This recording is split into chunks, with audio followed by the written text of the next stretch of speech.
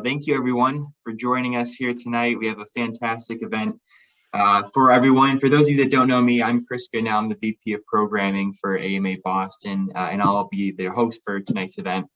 So thank you for joining us.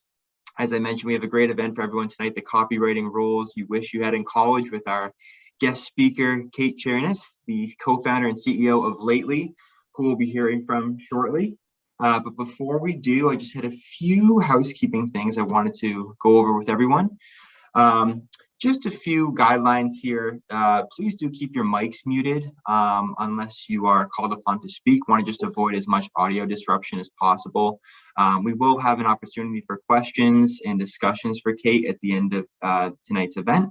So you can come off mute and ask any questions you have then. If you also have questions that pop up during the event, feel free to throw those in the chat. I'll be fielding the chat throughout the event so we can get to those at the end in the question portion of tonight's event.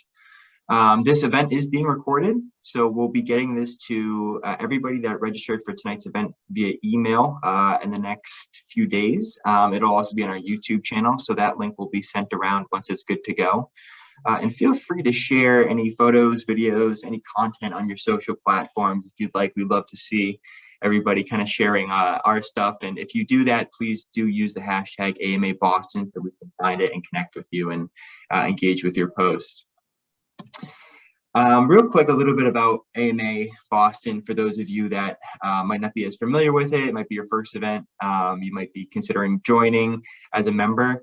Just a little bit about us. We are the educational and networking hub for New England marketers. We cover the entire New England region, not just the Boston area, as our name suggests. So we do have a large geographical area and diverse group that is a part of our chapter. As I mentioned, if you're interested in getting involved, maybe you're transitioning careers, you want to learn a new skill set, or maybe you just want to build your network a little bit, definitely consider it. We have a lot of volunteer opportunities as well.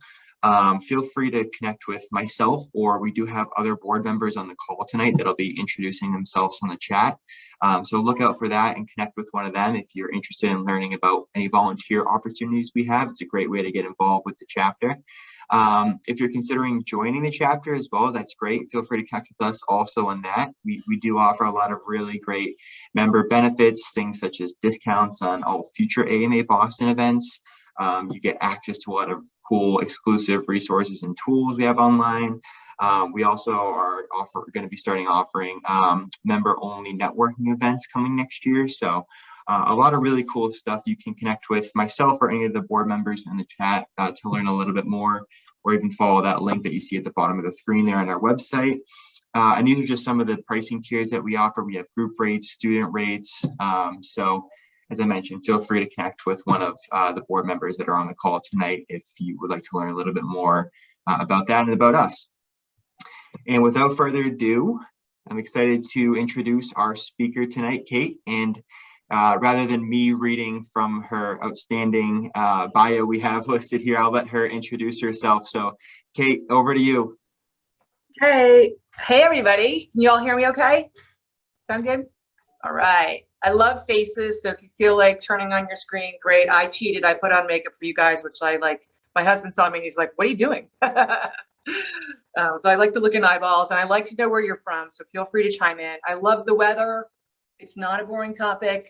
Today it was 65 here. It's practically summer again. I had shorts on too. Chris, you were saying you were out and about sporting your guns, right? Yeah, awesome. You gotta celebrate every jewel of this weather we get until the winter settles in here in the Northeast. So hi, great to see all of you.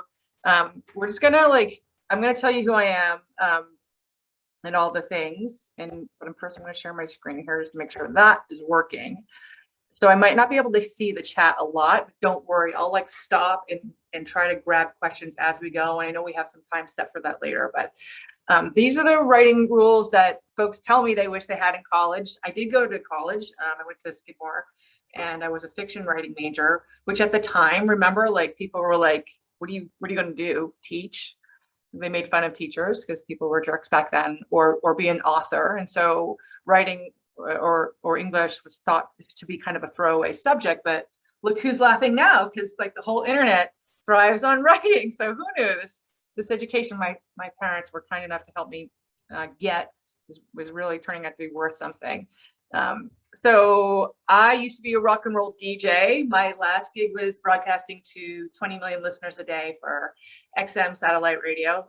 That's me. That's my now husband, who's now he has short hair and he wears chinos and he's in sales. So, but Keith Richards really does have like all kinds of weird things tied in his hair, and that was a great night. I'll tell you guys about it over a beer sometime. But when I was in radio, I learned a lot about the neuroscience of music and how it works in your brain. And I'll just stop and tell you guys that in a second here. But when your brain listens to a new song, it must instantly access every other song you've ever heard before. And it's looking for familiar touch points. So it knows where to index that new song in the library of the memory of your brain, right? So in that moment comes forth nostalgia and memory and emotion and all the things that make listening to music so powerful. Now, if you think about this, Chris, your voice is like a song. It has a note. There's a frequency to your voice. And when you write text, it doesn't matter if it's a text to ask your friend to pick up milk on the way home, or to ask your boss for a raise, or write a social media messaging. The person on the other end of that text reads it and hears your voice in their head. So it's your job as the author to then give that person, the reader, familiar touch points that trigger nostalgia, emotion, and memory, right? Because those are the things that are the baseline for trust, and trust is why we all buy anything. It has to be there, right? As a thing. I also got Walmart 130% ROI year over year for 3 years. You know that company, when I owned a marketing agency. And so these are the two things that actually form the artificial intelligence for Lately. No commercial here. I'm just going to tell you what we do so that you understand why the rules work. Okay, so Lately uses artificial intelligence to literally learn any brand voice and then atomize long form content, just like this webinar or an interview or chapters of a book or any audio, so text, audio, or video, into dozens of pre-tested social posts that it already knows will get you the highest engagement, because it builds a writing model based on what we were talking about. How can it trigger nostalgia, memory, emotion? And the writing model is made up of the top keywords and phrases and sentence structures that it knows are going to get you the target audience that you want to reach. Gary Vee created an entire Twitter channel fueled by Lately, using these methods that we put out there through the software, and it gets them a 12,000% increase in engagement. Also, we only use Lately to market Lately, no cold calls and no cold emails and no paid ads, so only organic. These same methods, which you can do by hand, you don't need Lately to do it. I'm going to show you today. And I have a 98% sales conversion. I'm going to repeat that. 98% sales conversion. So this stuff works, and I'll show you why. Okay, so how's everybody doing? Okay? Yes? If you're in the chat and you're saying things, that's how I know you're not like off yawning and done. So please be loud and tell me if you're like, hey, you're crazy, lady. That's fine. I can handle that. What up, Chris? Thank you so much. Kate Lee, he already knows my name. That's great.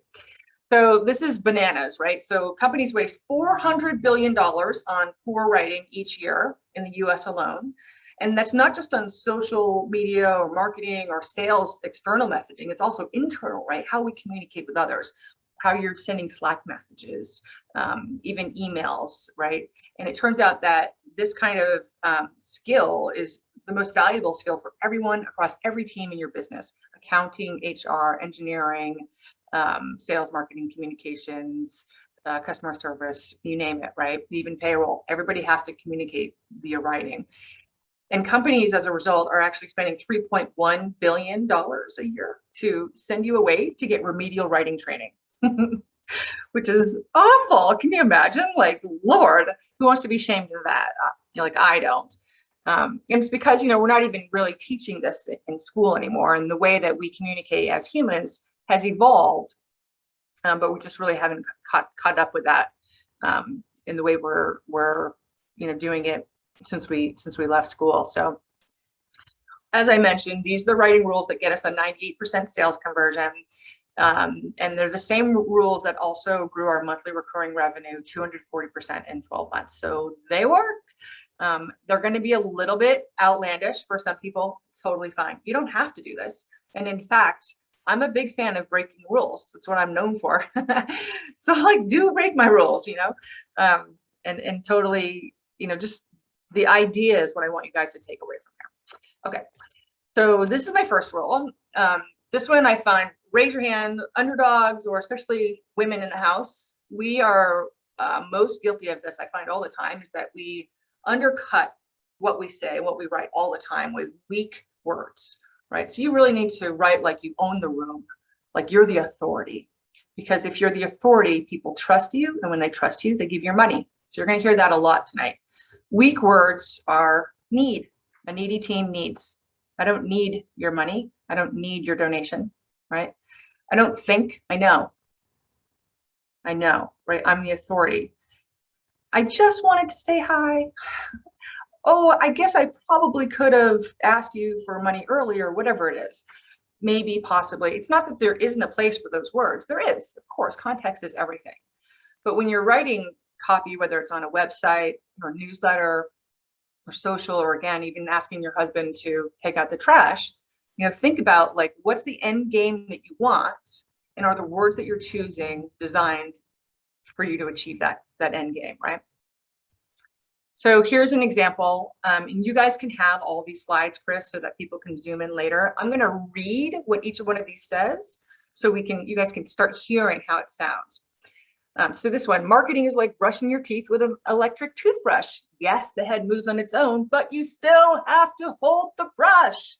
Work required, humans plus machines. More on how AI and humans must both be part of the equation. ... Right? Thank you, Rashmi and Team Wave. So you can see here that, you know, what I'm doing is making a bunch of statements. It's not, I think marketing is like brushing your teeth. Marketing is like this. See that? And then you still have to hold the brush. I'm really being empathetic there on purpose, because this is what people I find miss out on all the time. They don't want to do any work at all, and it doesn't work that way, right?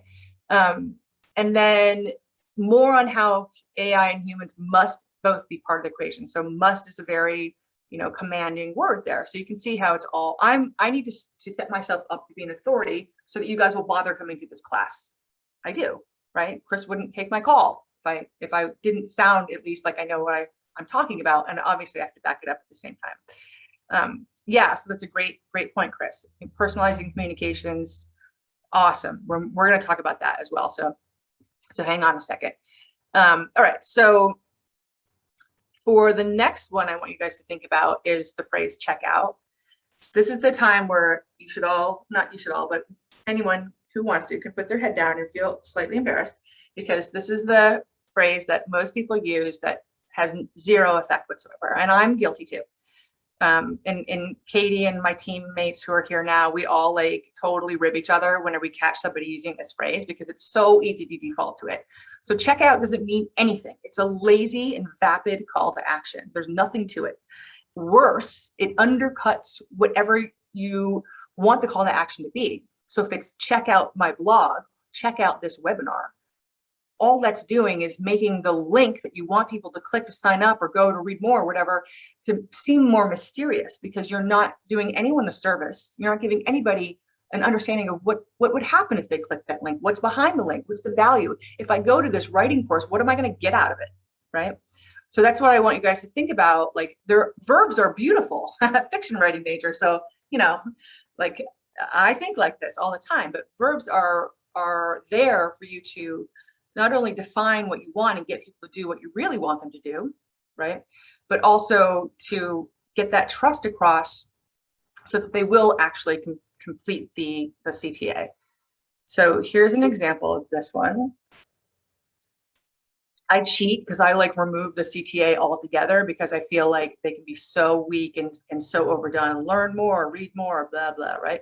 Okay, about to record the next edition of Scaling Your Startup with Mihak Vora and Jason. I even brushed my hair. Subscribe to hear a few copywriting tricks I haven't shared before. So the call to action there is subscribe, right? but I wanted more out of that. I wanted people to do a couple things here. Number one, I'm trying to make people smile and understand that I'm a human. Hopefully just like you. I did brush my hair. In fact, I used dry shampoo today, so I'm feeling very fancy. I took a couple selfies, which I never do. So, you know, this is me trying to relate to you, because as I relate to you, you feel trust, right? It's all part of this game. So also I'm using some other tricks. The parentheses there let you into this understanding that I'm saying this under my breath, like it's in my head, how I would normally say it. I even brush my hair, right? And then the subscribe comes afterwards, but I'm saying specifically, here are a few copywriting tricks I haven't shared before. And that's designed to create a little FOMO, a little mystery, right? All the things. And I'm going to come back to all of these, because the tricks, as we go over them today, they're appearing in almost every one of these, and you're going to start to hear the same things over and over again. You're going to be like, okay, sister, I got it. So I'm going to do a couple more, and then I'll stop to check in on the chat stuff. So I'm super guilty of this one. Don't bury the lead. The lead is like the hot item, the meat of the matter, the thing that's like the hook that everybody wants to know about. We were all taught in school when we were writing an essay, for example, like, so you warm everyone up on your first paragraph. Here's my idea. Then you're going to build on it, right, throughout of it. And then at the end is the big aha, your conclusion. And unfortunately, as humans, we don't work that way. We're very impatient. You got to put the conclusion right up front, or everybody's gone, right? You know, you all know this. This is how it works. But yet, I see that people are constantly writing, and at least the 2, 3, 4 sentences often don't need to be there at all, right? So you need to be a harsh editor on yourself. We're going to talk about that too. But really think about, you know, what it is you want to say. Get that up front. And then you can justify it afterwards. You can get that call to action afterwards as well. Verbs help you do this. When you move, when you eliminate the front of a sentence, like non sequiturs, especially, or even pronouns, and you put the verbs first, it turns into a call to action automatically. And then, of course, by doing that, when you have a verb first, it is a command. Commands are, hey, commanding, right? They pull you forward. So my rule of thumb is vomit, then edit. And so I like to do 4 to 1. So it's 1 part write, 4 parts edit. And so just get it all out there. Don't worry if you're using checkout or weak words or anything like that, or even really what you want to say, because sometimes we don't know until it gets on the page.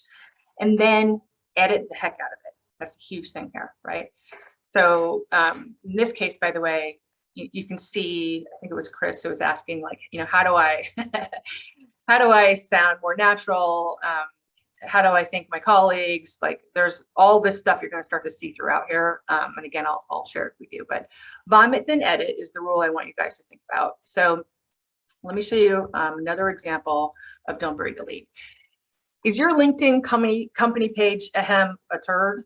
We'll cover how to fix that, plus how often to post, when not to tag, video, the bane of personal page analytics, plus the kitchen sink today, the 3 to 4 to 2 p.m. East. I don't know, I made a typo there.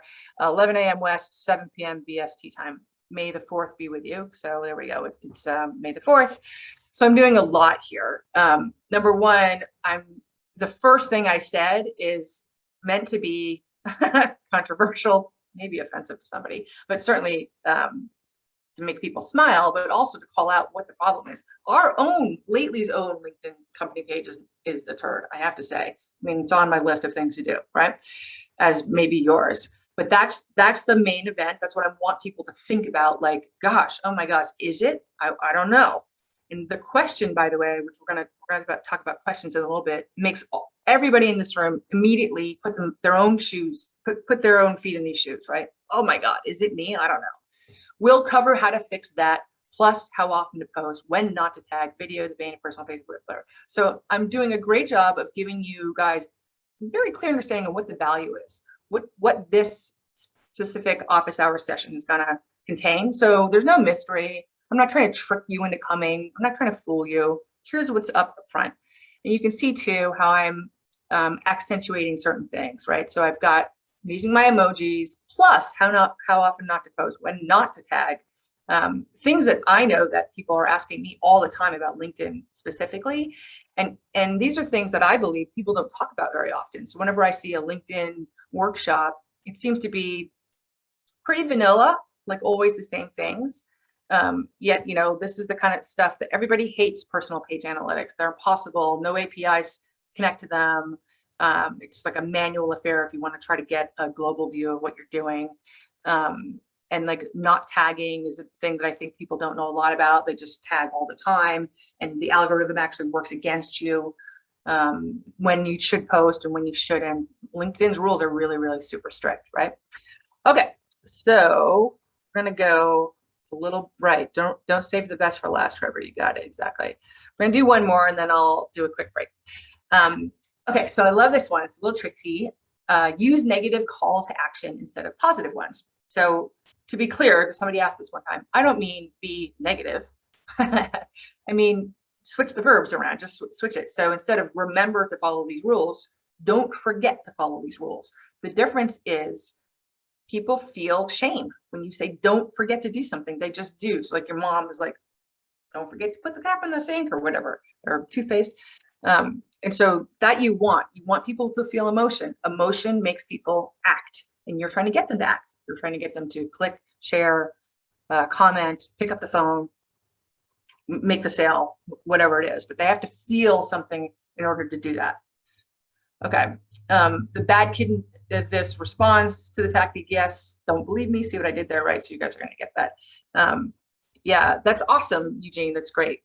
Thank you for that tip for everybody. Okay, so here's an example. Preach.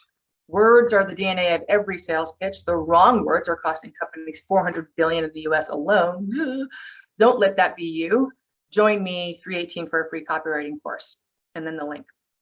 So a couple things here. You can see that I'm doing the, don't let that be you. So of course, right away, you're wondering, oh my God, is that me? You can't help it. This is just part of our human nature, right?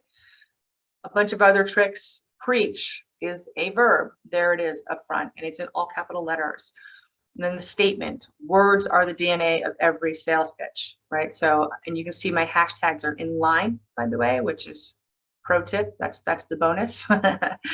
The wrong words are costing companies $400 billion US alone. So now I'm making another statement there. And then join moi. So like I refer to myself kind of like Miss Piggy and online. I don't know why I do, but I like the Muppets. So that's my thing. And I almost never say things like sign up here or here's the link or anything like that. You don't need to. It's extra work. So we just put the link right in there, right? And then off we go. Got it? Don't bury the lead. Get it all as much as you can up front, as fast as you can. Yeah. Okay. How are you guys doing? Everybody okay? Oh. We have some comments in the chat. I don't think any questions yet. If anybody has any questions, feel free to, maybe if you want to come off mute now or put them in the chat while we're talking, go ahead. But I think just some comments here. Yeah. So I mean, industries where target customers are less savvy. Tell me what your target industry is. I'm just curious, Catherine, if you wouldn't mind. I'm Catherine too, but with a Y. It doesn't really matter about the savvy of the customer. Insurance agents. Oh yeah, we have a lot of insurance agent customers, so that's really good. You just have to. Jargon is one of the things you're touching on. So like, jargon is bad. Kill it all. It's the worst. Acronyms especially. You have to constantly remember that the rest of the world has no idea what you're saying, and it's amazing that all of us build these little local languages with our families, with our team. We have phrases that we say in our team that mean something to us, but not to anybody else, right? And the thing about that is sometimes that kind of exclusivity can actually be inclusive. It can make people listen forward and want to be part of your club. So there's a fine line there. And then sometimes it can be completely repellent. So a good example is like on NPR, you'll hear somebody say, and of course that was Joe, whatever, the crossword expert for the New York Times. Of course. So of course is snooty. Of course, assume that you know who that is, right? But it's also very tricksy, because if you don't know who it is, you kind of feel like an idiot and like you want to know. right? So I think like what you want to think about is using natural language as much as possible, and talk to people like they're humans. Like that's the most important thing, that you just think about how you would want to be treated, and when you respond to other people's messaging, like what works for you. And that's the easiest way, just adopt it. I'm a big fan of like constantly seeing copy that I'm like, oh, that's so good, and then I figure out how to twist it and make it my own, right?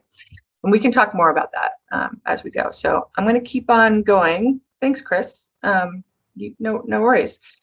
Okay, so here we go. This one is super tricksy on the psychology side, and I love it.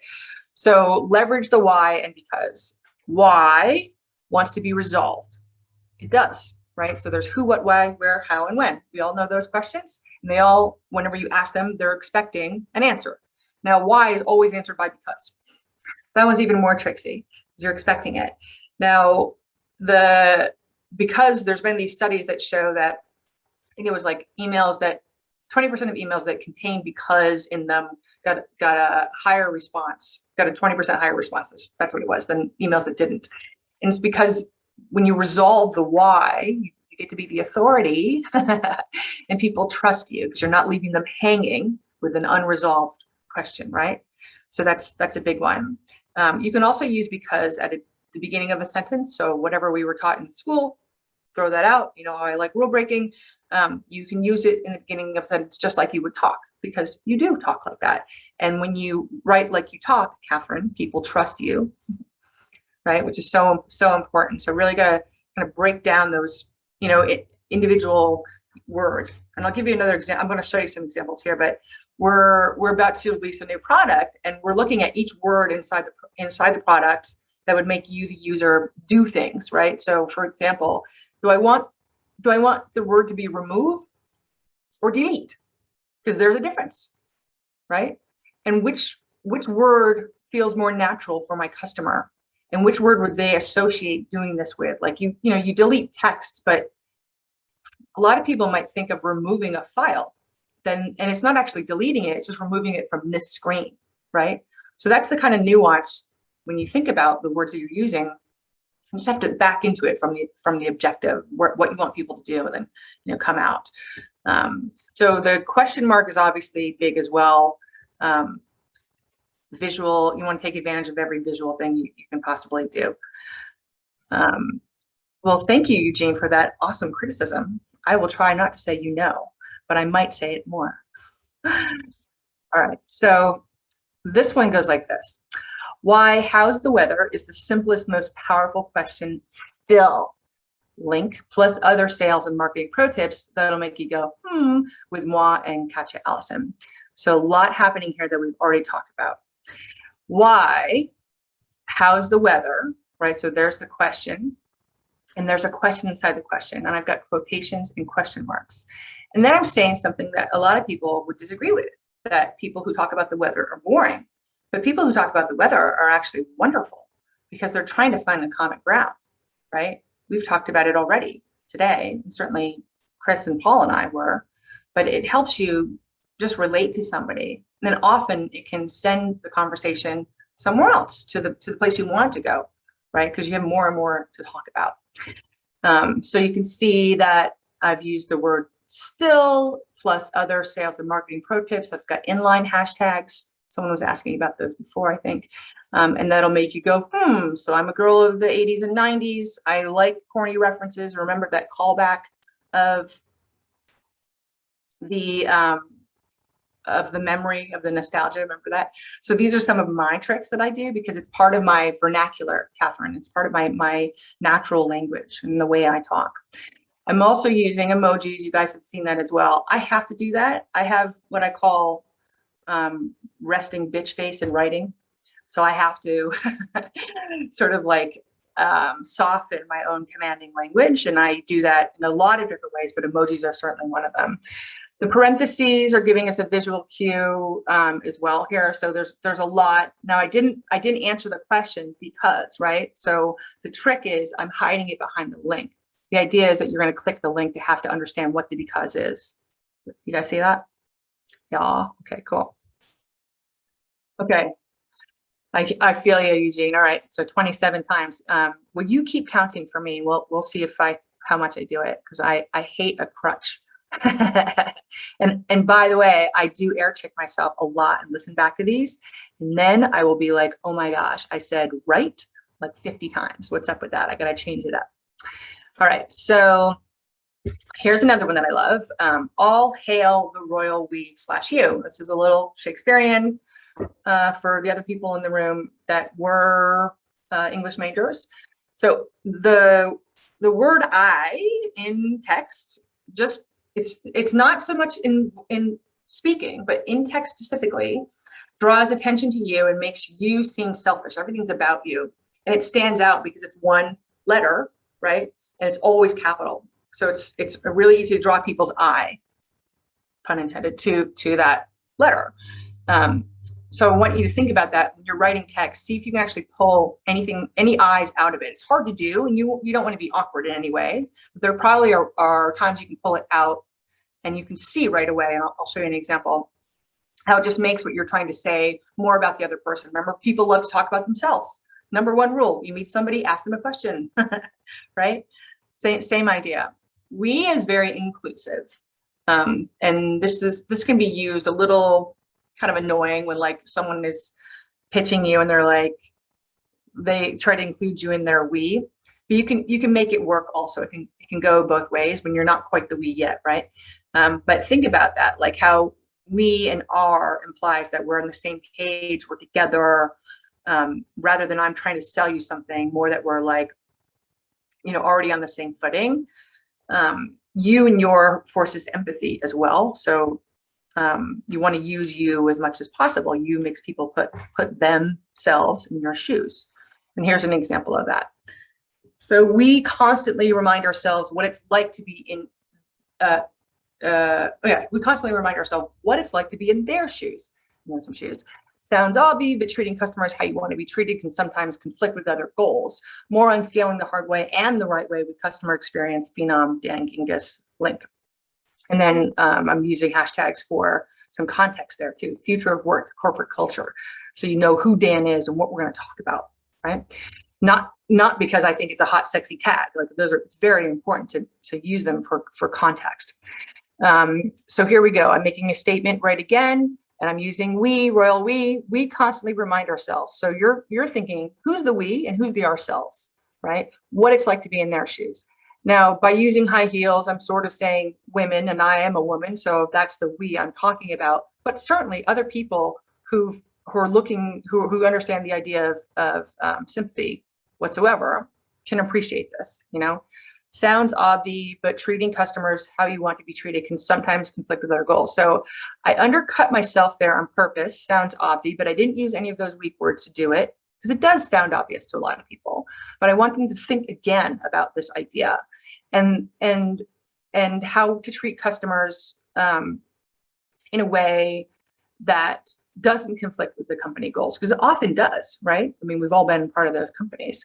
So this is an interesting conversation. I thought we could have a Dan. I'm drawing out what I think is the highlight of it, something unique on the topic of customer experience, right? Some way to get their attention, to make them feel that they're not going to just hear the same thing they've heard before. Okay. So I versus we be different depending on the audience.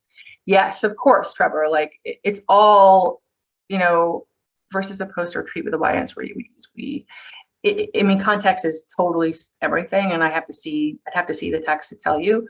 But I would say experiment with it. And like, one fund that doesn't ever work is in a blog, a company blog, generally, not ever, but generally speaking. So you can use I in your own blog, go for it. But if you're writing for a company, you can't say I. I catch my team doing this a lot. And the reason is because you're probably talking about things that are we things. And then people are like, well, wait, who are you? Right. So that's a great time to talk about we, right? We, lately, HQ, we, the AMA, et cetera, et cetera. Okay, I'm going to actually go really fast because I realized that we're like a little short on time and we have a bunch to go through. So forgive me. All right, read what you write out loud. Guess what? You've heard me do this the whole time. This is the best trick in the world. If it feels awkward saying it, it feels awkward reading it, right? From the reader side, then they don't trust you, and trust is everything. So you want to think about that natural, familiar language. What are the words that you say a lot, right? Like I wouldn't say that is stupendous. That's not a word I use. I say awesome, which I know is lame. We've awesomed awesome to death, but that is what I say. And it's a great way to catch mistakes. So I'm going to read you guys an example. I shop at West Elm. They sent me this thing in the mail, and it says, this certificate is issued for reward purposes and is a duplicate of the certificate you received by email. You guys hear that? This certificate is issued for reward purposes. Kill me now. It's a duplicate of the certificate. It's so hard to say that. Now, what they're really saying to me is like, hey, ding-a-ling, we emailed you a copy of this coupon and you can't use both. Right? So I'll give you another example. When I had to fire a client but didn't have the balls because they owed me so much money, link, open friend, and other catalysts that sprung the lately sprung Real Talk with Mark Evans from Mark Evans Spark. And I forgot to close the friend there. But you can hear me saying that. Like, I love onomatopoeia for this reason, because you can hear it in your voice. It makes people smile. People don't write like that. So it allows me to stand out. You know, I'm a little controversial. I don't expect you guys to say have balls. And I spell things with Z's like that because I feel like it softens the controversy, makes it smile. Gah is how I'm feeling, right? I could have used an emoji there, but I didn't. I stole that from Lauren, who works with me. I've got the ellipsis there because there's a breath, there's a pause, which is actually what's happening.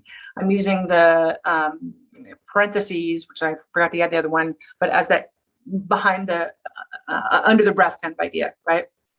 So you can see, you know, how easy that to do that. All right, write with your eyeballs too. I've touched on this a little bit. So whether it's a question mark or a parenthesis, we all have this amazing keyboard in front of us, or the keypad on your phone or your iPad or whatever it is. But those things beg to be used, especially because if you're writing social copy, you're limited. You can't really use italics and bold. So you have to get your emphasis across in other ways. And you want to create that that meal of sorts, right? So I was a line cook all through high school and college, and you know, I learned, just like you guys see on TV, the plating is everything, right? And it really is. So you want to think about, you know, how are people visually digesting what I'm saying? And is the visual arrangement of my words supporting the meaning, my objective, and what I want out of it, right? This all goes to trust. You know, it's the thing I keep saying, you guys, trust me, buy me. That's how it works. So here's a good example of another visual. Even though AI gets the top billet lately, the bedrock of what goes into it is all based on what I learned in radio, plus as a marketing agency owner, drowning in spreadsheets. That sounds crazy, and it is, but also cool as hell. More with my pal, David Meerman Scott. So a lot of visual stuff I'm doing here. I've got though, which is not the full word of though, and I'm doing that on purpose because less character count, but also it sounds vernacular, right? It's how I normally talk, makes me more approachable, casual. The top bill, I could have used a million ways to say like AI is like the most important thing, but top bill, again, that quick language, the vernacular. I'm inline hashtagging and I'm inline tagging, or I'm using the tags as part of a sentence. Anyone who's doing a string of tags at the end, like that's a instant spam signifier, right? So I really want you to think more carefully about how can you put them inside and use them as part of the context. Then I'm using the plus sign here, another visual break, right? So I get the blue visuals here, I get the plus sign in the middle, and then drowning emphasizes, you know, how I'm feeling. I got the wave there for some extra bump. And then you could hear me stop and get the staccato there with short sentences. That sounds crazy, and it is, but also cool as hell, right? Because I want you to have that pause with me. This is how it sounds, right? And you can use and but in the beginning of the sentences. Absolutely. Also, I'm calling David Meerman Scott, who's a very famous marketer. You should Google him. He's one of my investors and now a friend, actually. But I want people to know that he's my pal. He's not really my pal, right? But I'm saying that to give me even more authority because he's kind of a, big, huge deal. Okay, do unto others. This is a really important one. So the golden rule, meaning like make other people, think about other people and be in their shoes and have compassion. I know this might sound corny, but it's so important. Like, remember I said, I have to use a lot of emojis so I don't come across as like total jerk, right? I can't, my team knows this. I have to work extra hard to make sure that they understand that I'm like asking them to do me something, but I'm thankful that they're doing it for me. It's not like an order, right? The same goes with your customers. You don't know if somebody had a terrible day, if they just had a fender bender, or maybe they got a call about their child at school that wasn't so great, or whatever it is. But like, people have stuff going on all day that has nothing to do with you. And when you enter any conversation, whether it's in person or in writing, you have to just think about what the other person is bringing to that table. So one of the things that I like to do, it's easy to see around this, and I'll show you a couple examples. The first one is salespeople tend to just copy and paste, or the mentor was David Meerman Scott. Hey, Katie. Yeah, thank you, Roberta. And his book, The New Rules of Marketing PR, I think that's it. Katie Jordan, will you pop that in there for Eugene and anybody else? It's great. He also wrote Fanocracy, which is the psychology of how the Grateful Dead got the fans they have, which is another reason I love this person. And he's from Boston. He's on the advisory board for HubSpot. So here we go. So salespeople can often be guilty of just like copying and pasting. And we've all been on a phone somewhere where someone's reading a script, right? We know what that feels like and we hate it. Salespeople, mold scripts to your own voice. Otherwise you sound fake ass and untrustworthy. This is my favorite emoji. Plus other tips I learned from a former life in broadcast radio, page all the way down. So a couple things here. I've got 4 hashtags, which is actually now a LinkedIn no-no, FYI. It should be 3. The algorithm shoots you in the foot if it's more than 3, but I didn't know that then. Sales peeps, so commanding them, mold, that's my verb, mold scripts your own voice. So I'm accentuating that word because that's how I'm speaking it. And then I'm using the dash instead of a comma. And there's a reason there, because the dash creates more space, right? Otherwise you sound fake ass. That's one of my words. I don't expect you to use that. A little controversial. I got my eye rolling emoji and I had a V8, could have had a V8 emoji. And then the parentheses, I love the under the breath thing. I'm actually telling them where to page all the way down, because this is a list. And so I want them to see me and I don't want them to have to, wonder where I am, because it's like 40 or something like that. And then again, using the hashtags for context, digital marketing, social selling, copywriting tips. Was I going to tell you another thing there? What was I going to tell you about that? Oh, the other thing you can do is time zone stuff. So if you had meetings and, I'm bad at math. I was an English writing major. And the thing I learned at XM, because we're broadcasting across the country, was to say the show is at 12 p.m. East, 9 a.m. West, right? I encourage you to do that as well. Do the math for people. Most people always get that messed up. So just, help them out. Think like, my rule at our company is get the people you're working with 3/4 of the way there, right? Do as much as the job as you possibly can for them. So they're not like just dumping a pile of sand on them, right? And think about, that's the kind of thing about even in the writing that we're doing, this is all social media stuff, but like, I'm trying to get you, the reader, 3/4 of the way there. So you trust me, so you want to click that link, so you want to share it, so you want to comment on it, right? So you're not feeling like you got to do work in this relationship. So write with a clear objective. I'm trying to go fast, Chris, sorry. You want people to do something. There's no shame in owning this. I find that people, as I mentioned before, forget to figure out what that is, identify it, and then work backwards. So the example is in social, there's only 2, click and share. The only 2 objectives you can possibly have down at this low level here, right? And so if you think about that, shares are all about the ego. When you share content, you get the credit for what somebody else said. It's kind of like in college when somebody turned you onto a new record and then you got to turn someone else onto it and you got the credit as the tastemaker, you do. So that's the same thing when you're thinking about what you're writing. are you looking for shares? Or are you looking for clicks? Now, in some great, dreamscape, we'd all like the click. But that's really hard when you're a small company because people don't trust you yet, except how-to content. So how-to content always can get clicks.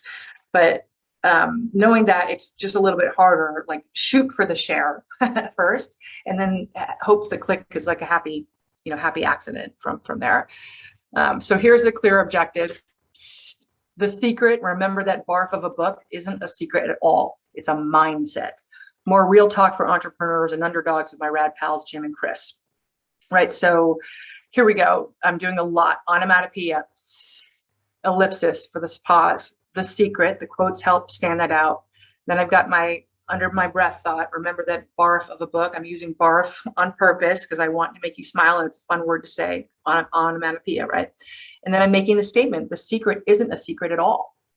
Now, this is something people don't normally say, right? It's a mindset. It is a mindset. So let's just demystify that book, which I can't believe I read it, but I did. And then I'm saying more real talk for entrepreneurs and underdogs. So everything is in line. I'm tagging the underdog, I'm highlighting that because I know this gets response from me, right? And my rad pals, Jim and Chris. I don't say rad, I'm not from California, but like I adopt this stuff because it helps cultivate this persona for me online. That I'm going for the reshare here, right? You guys see that pretty clearly. I'm not going for the click. Great if they want to watch it. The other thing I did obviously is I took a bunch of headshots with my husband that had nothing to do with work, and I don't play guitar either. And now I use these headshots in a lot of my promo stuff because no one has this, right? So it's kind of funny to see a bunch of really, serious people sitting there with their stiff headshots, and then there's me, right? So that's the idea. It's like, how do we get to be different? How do we get people sharing, talking about us? All right. So dog food in your own marketing is so important. This comes from Purina. When they were first selling their product, it wasn't going so well, and they had a commercial where I think it was a golden retriever or one of the company owners' dogs was on the commercial eating the dog food, right? So same idea, drink your own champagne. Everyone in my company is actually required to follow us on social, to like, comment, and share our stuff on social, because this is what we do. We live and breathe this idea, but also the emails that we send. You want to subscribe to your own stuff because this is how you catch mistakes. This is how you put yourself in other people's shoes. Remember, do unto others. This is how you can see if the new language, a lot of times when you're writing something and then it goes out into the world and you see it live, that didn't look as good as you thought it did, didn't work. And so that's when you see it and you get the opportunity to fix and learn. So that's a big one. And I think this is the most important thing though, right? Your employees should be your strongest advocates. If they're not, you have an employee problem, right? But they should be excited to share your message, to follow on. And if they aren't, like really kind of think about, are you being West Elm? Are you saying to them, this is a duplicate of this certificate? Is this how you talk? Is this how you lead? I think, did I get them all? Oh my God, I did. Awesome. You guys are so amazing. I'm so sorry for just motor mouthing and vomiting on you like that. How did I do, Eugene? How did I do? I want the number. Where are you? All right, sorry about that. You only did it once, and I was although you said already so a couple of times, which is just as bad as And folks, I coach people in speaking and making presentations. So a seller who had the attention of several people this morning did it 27 times in not a lot of time. And most of us were gone by the end of the meeting. We had, at about number 20, we gave up. Wow. So that's amazing. You're so right. You did a great job. Oh, thank you so much. And I make my entire, we just talked about dog fooding, right? So I make all my sales team listen to at least one of their pitches each week. And it's you have that feeling where you go like this, oh, did I say that? So that's really important. Remember when we used to listen to yourselves on the answering machine? I'm 47. I don't know about you guys. So I'm talking about remember things that, got embarrassed. Any other, hey, Bob Cargill, it's great to see you. Anyone, any other questions? I had one question. I hopped on the Lately website while you were talking, since I do multitask. What gave you the idea for this company? What was the genesis? And if you had one thing to do over again when creating it, what would have it been? Oh, thanks. That was nice of you.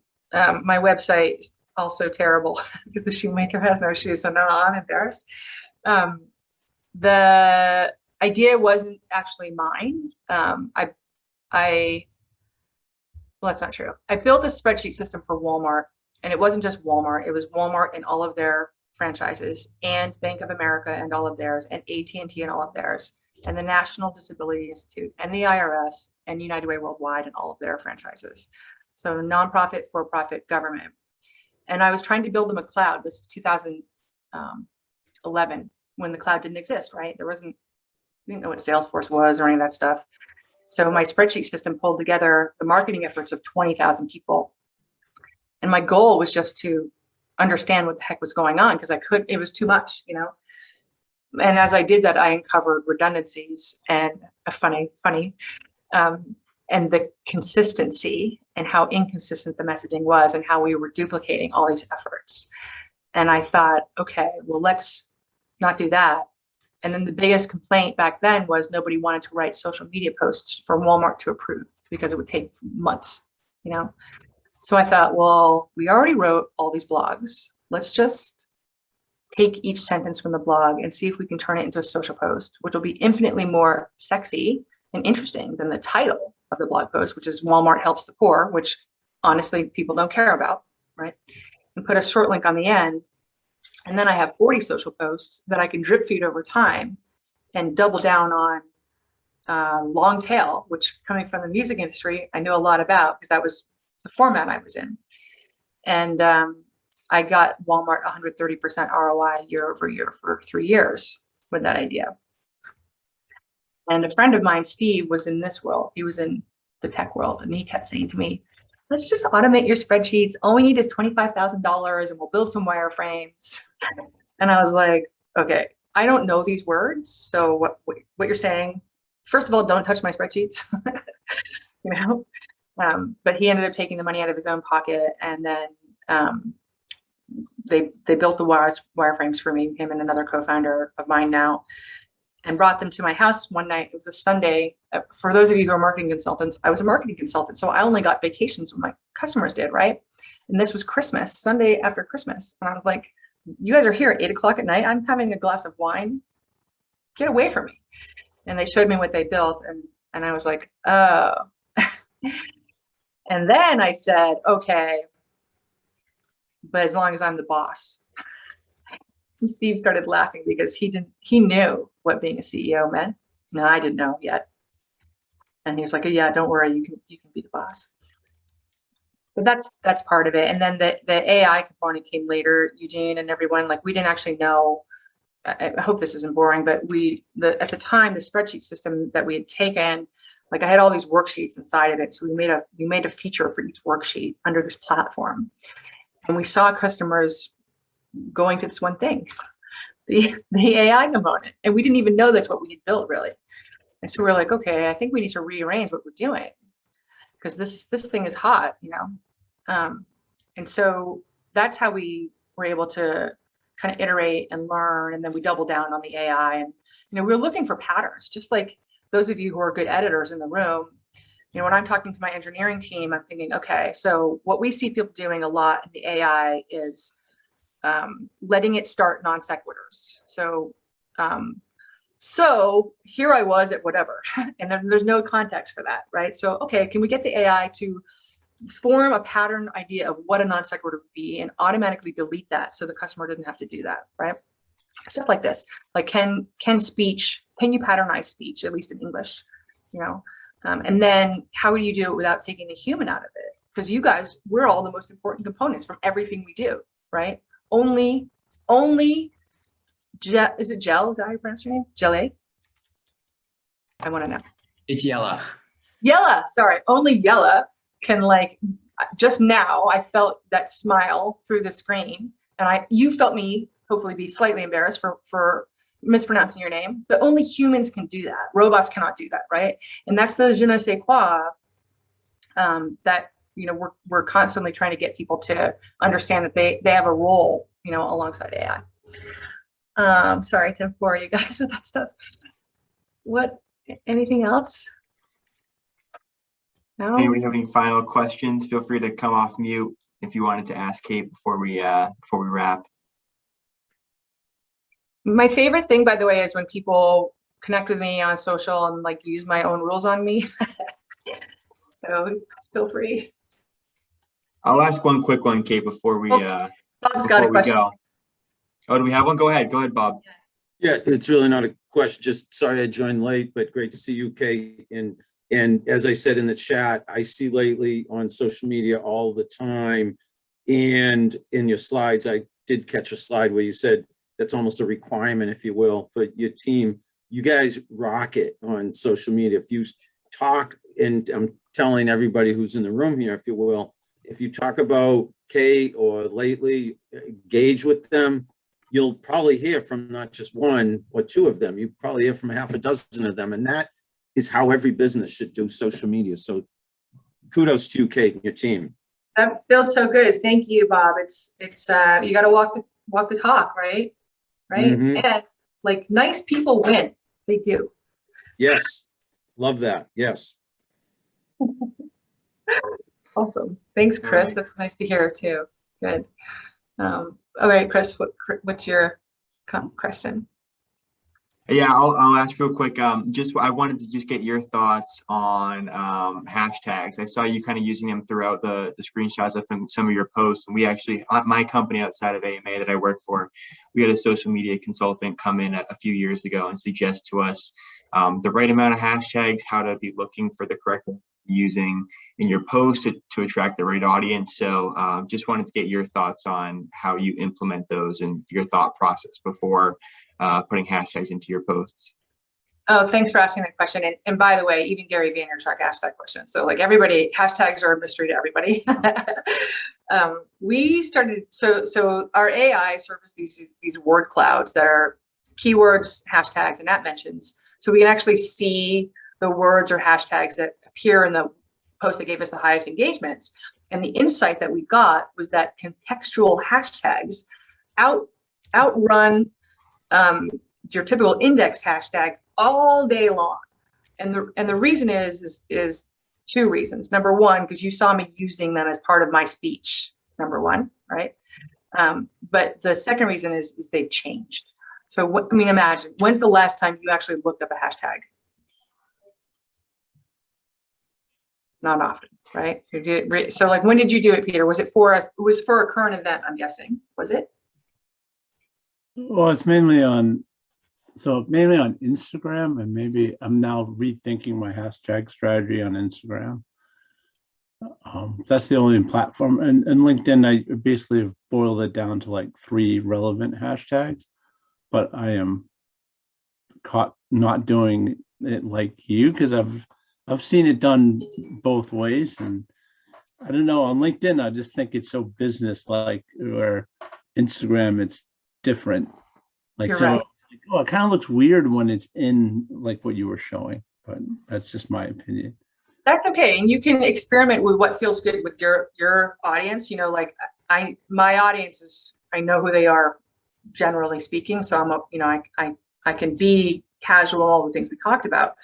But what has changed for the most part is that people aren't using hashtags anymore to look up information, generally speaking. They are if it's like a current event, you know, like Olympics 2020 or something like that. But what instead the purpose they're serving is that context, and because we have so little characters to get the job done, right? So you can use a hashtag that is both relevant, like sometimes mine are made up, right? Which is fine. That's just what I'm doing. But you can use relevant ones to do 2 jobs at once, to get the algorithm to help you out, right? And then also to give the context of the yeah, made up ones often get the clicks, FYI. That's what Katie said. So like one of our highest trending hashtags lately is hashtag peeing my pants. because that's what I said when Gary V shared one of my tweets, right? Because I was going for the reshares, right? You guys, you see why, you know. And the other thing you pointed out, Peter, which I think was really good, is the voice for different arenas, right? So there's things that I say on Twitter that I don't say on LinkedIn, you know, because I know I can be a little more controversial over there if I want to. Or I could post a picture. I mean, it's not that I don't post pictures or videos on LinkedIn. I do, but those ones are different, you know. Yeah, but so I follow hashtags on, I think, both LinkedIn and Instagram. Nice. So because I'm looking for that, anybody that's posting on that hashtag, I want to make sure that shows up in my feed.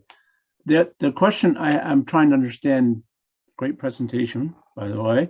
I'm trying to understand, is Lately taking your content and using AI to produce the social posts? Is that It quotes you is what it does. So it quotes you, but it quotes you based on the words it already knows are going to work for you best. So I don't want to make a commercial, but since you asked, when you connect your social accounts to Lately, we examine everything you've ever published the last year, and we keep learning every day, right? So it's real time. And we're looking for the words, the phrases, and the sentence structures that appeared in the highest engaging post that you've had. And then we build a writing model based on that. So then when you give me a video, I'm taking the writing model and I'm looking for the quotes that contain this information, right? And so you, the human, can actually curate it as well, because the AI is dumb. I mean, it's just a robot. That's all it does. You know, it has to learn from humans. So you can come in and be like, that's not the right thing lately. You need to pay more attention here, less attention there. The Lately that's coming in a couple of months actually does write content for you from scratch. And it learns your brand voice. So it learns your isms. Oh, okay. So a lot of the copywriting AI that I've experimented with, Yeah. Jarvis, I can't remember the other one. I'm like, this is awful. Maybe I haven't used it enough, but I'm like, all right, I'll sign up for the free trial. I'll give it some data. And I'm just like, whoa. The one that I kind of I like for email, I don't know if you've heard, it's a very small company called Lavender, and they are, helping people write better emails for sales. I think they're experimenting in marketing, and their AI is actually pretty good to help rewrite sentences. Yeah, the rewriting is really hard and complicated. So that's why we have two levels of information, but this is so interesting to me that, I didn't come from the AI background. I can't even believe this is my industry now. So I'm I have a tech team that actually knows this stuff, but I'm learning as I go.